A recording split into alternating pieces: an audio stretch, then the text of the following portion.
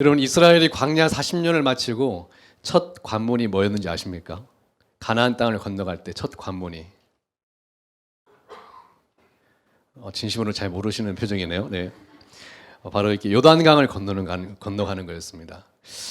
그때 요단강이 우기였어요. 그래서 요즘처럼 비가 많이 오는 이때에 폭이 한 800m, 깊이도 너무 깊어서 웬만하면 건너기가 어려운 때였습니다. 그때 하나님이 요단강을 건너라고 말씀을 하셨죠. 그때 하나님이 이걸 지키라고 말씀하셨는데 어떻게 건너가라 이렇게 하는 말씀을 주셨습니다. 3장 3절 말씀을 한번 읽어볼까요? 시작. 백성에게 명령하여 이르되 너희는 레위 사람 제사장들이 너희 하나님 여호와의 언약궤에 매는 것을 보거든 너희가 있는 곳을 떠나 그 뒤를 따르라. 언약궤를 메고 제사장이 건너가면 그 뒤를 따라가라고 하는 겁니다. 이 언약궤는 누구의 상징이죠? 하나님의 임재의 상징이죠. 그러니까 하나님이 먼저 가시겠다고 하는 겁니다.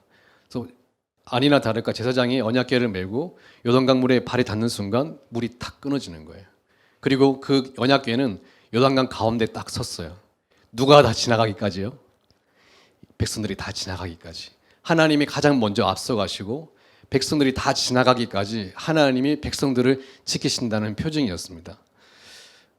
그때 하나님께서 한 가지 일을 명령하셨어요. 요단강을 건너고 나서 이스라엘 백성들이 와, 이 홍해를 건넌 것 이후에 최고의 또 기적이다 이렇게 하고 있는데 이거 한 가지를 꼭 지켰으면 좋겠다고 하나님이 말씀하셨는데 오늘 함께 나눌 말씀입니다. 우리 함께 여호수아 4장 4절에서 7절 말씀 함께 읽어보겠습니다. 시작. 여호수아가 이스라엘 자손 중에서 각 지파에 한 사람씩 준비한 그 12사람을 불러 그들에게 이르되 요단 가운데로 들어가 너희 하나님 여호와의 궤 앞에서 가서 이스라엘 자손들의 지파 수대로 각기 돌 한 개씩 가져다가 어깨를 매라.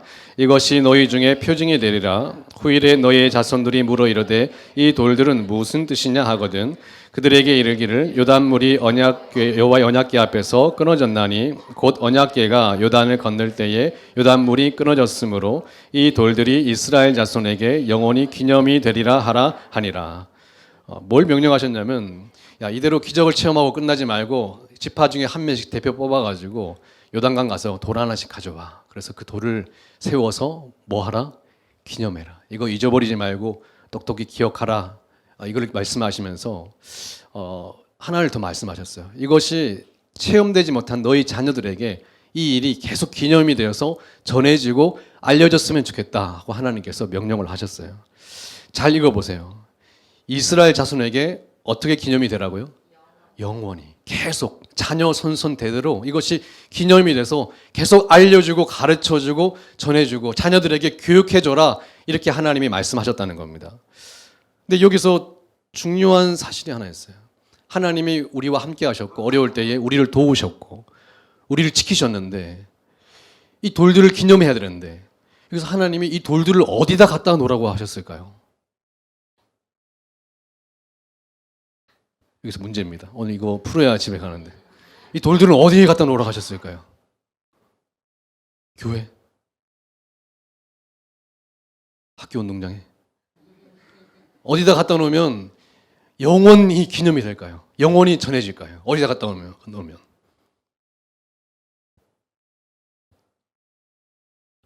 다 집에 못 가겠네 보니까. 4장 3절 말씀입니다. 함께 읽겠습니다. 시작.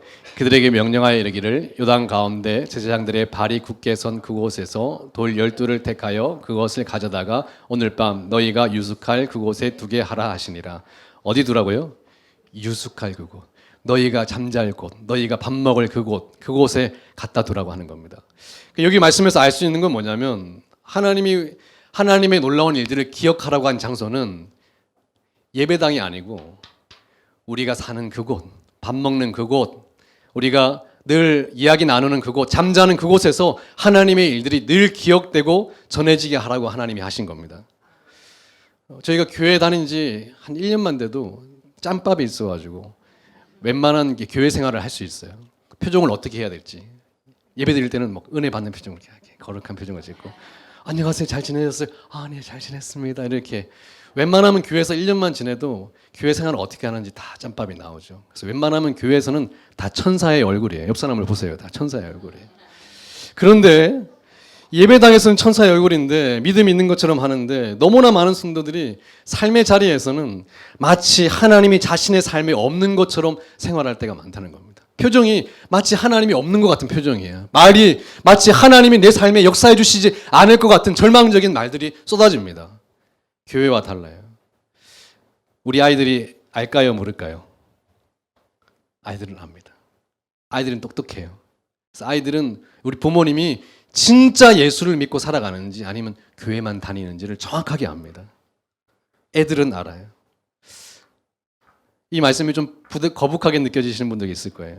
그런데 우리는 다 신앙적인 가르침을 아이들에게 주려고 예배에 참석해라, 너희들 교회 빠지면 안 된다 이런 얘기를 늘 하지만 사실은 아이들에게 그 말로는 가치관이 전달되지 않아요. 아이들에게 부모는 더 큰 말로 자신의 삶의 가치관을 보여주고 있습니다. 이 말로는 교회 가야 된다, 하나님 믿어라 이렇게 얘기하지만 자신의 삶의 행동으로 아이들에게 다른 가치관을 아이들에게 계속 말해주고 있다는 거예요. 결정적인 순간에 아이들에게 강조하는 것은 세상 사람들과 똑같은 것을 강조해요. 결정적인 순간에 아이들에게 강조하는 것은 세상적인 수단과 방법을 가리지 말고서라도 네가 원하는 것을 이루었으면 좋겠다고 부모가 이야기합니다. 정작 아이들의 머릿속에는 그래서 뭐가 중요하다고 남냐면 돈과 성공이 중요하다고 아이들 머릿속에는 남아요. 이런 아이들은 나중에 머리가 굵어지면 다 신앙의 자리를 던져버립니다. 아이들에게 뭐가 중요하기 때문에요? 돈과 성공이 중요하기 때문에 그렇습니다. 아이들이 자신의 인생에서 한 번도 부모를 통해서 정말 하나님의 살아계심을 느껴보지 못한 자녀들이 있습니다.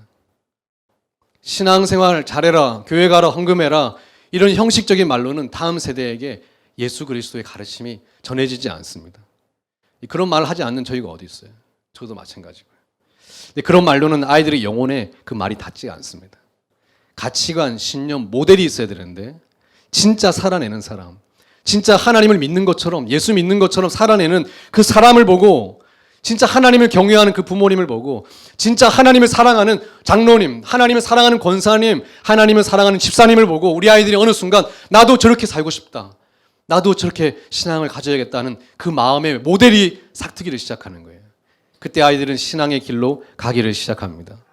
아이들 신앙교육 어떻게 할까요? 따라할까요? 내 신앙을 바로 챙기자. 내 신앙이 바르지 않는데 우리 아이들에게 어떻게 신앙을 전수합니까? 오늘 성경학교를 앞두고 저는 굉장히 부담스러웠어요.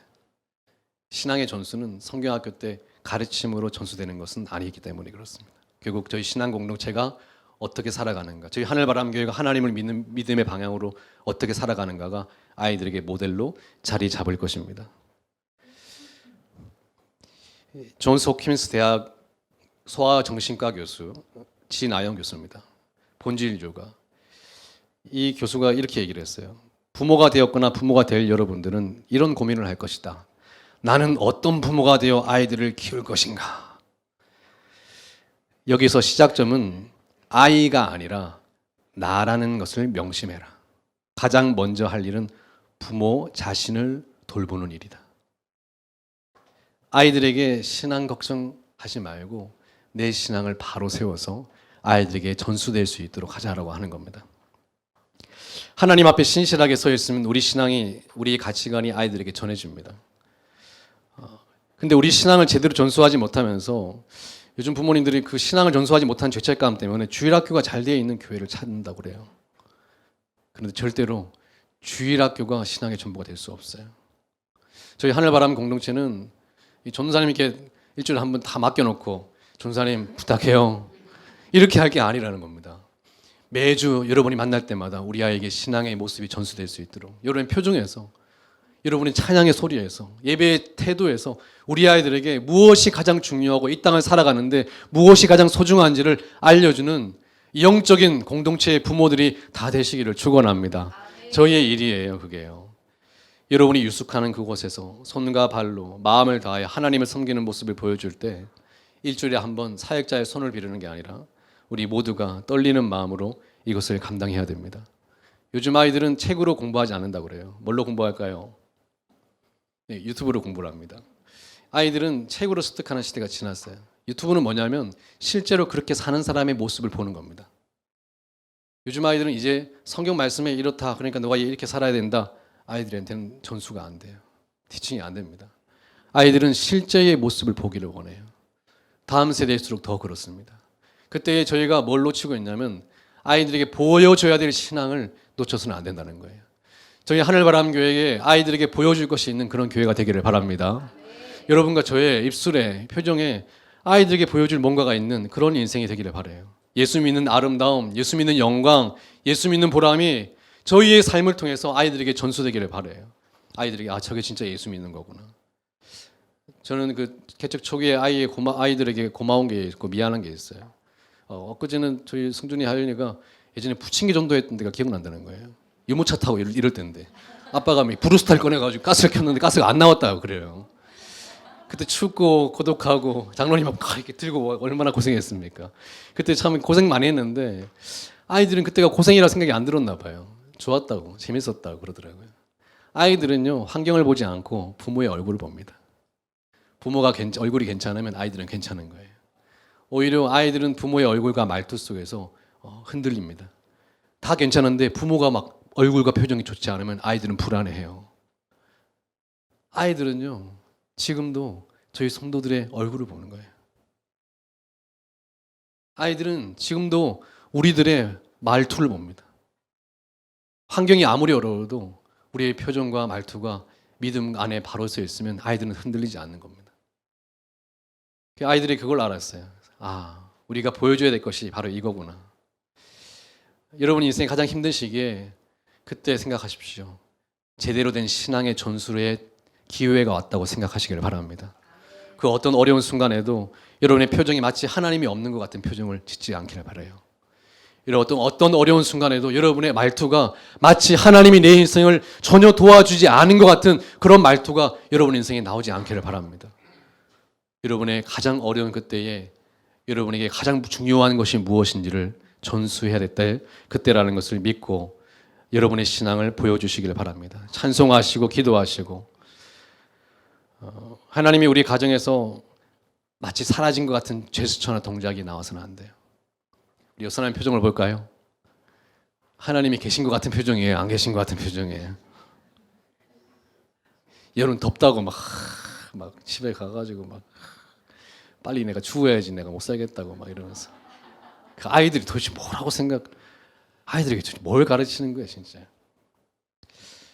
말씀을 마치겠습니다. 풍족한 날에는 여러분의 가정에서 좋으신 하나님을 가르치시기를 바랍니다.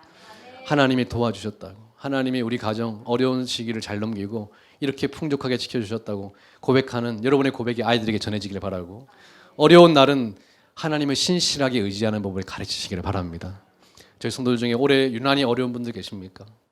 그렇게 살고 싶었는데 안 되는 분이 계십니까? 그럼 어떻게 해야 돼요? 그때 저희 집에 오세요. 제가 밥 해드리겠습니다. 아는데 안 될 때 있잖아요. 그래서 신앙 공동체가 필요한 거예요. 안다고 다 될 것 같으면 잘하지. 가장 어려운 순간에 목사님 잘 알겠는데 진짜 안 됩니다. 마치 입에서 쌍시온 나올 것 같아요. 주님 못합니다. 아이들에게 그냥 함부로 말할 것 같고 함부로 표정을 지을 것 같습니다. 그럴 때는 저희 집에 오셔서 제가 해드리는 밥 드세요. 제가 집사람 밥 시킬까봐 우리 권사님들이 되게 뭐라 하더라고요. 절대 그러면 안 된다고 집에 와가지고 성도들을 대접할 생각은 꿈도 꾸지 말라고, 사모님 힘들게 하지 말라고. 그때 결심했습니다. 내가 하면 되지 이런 생각을 했어요.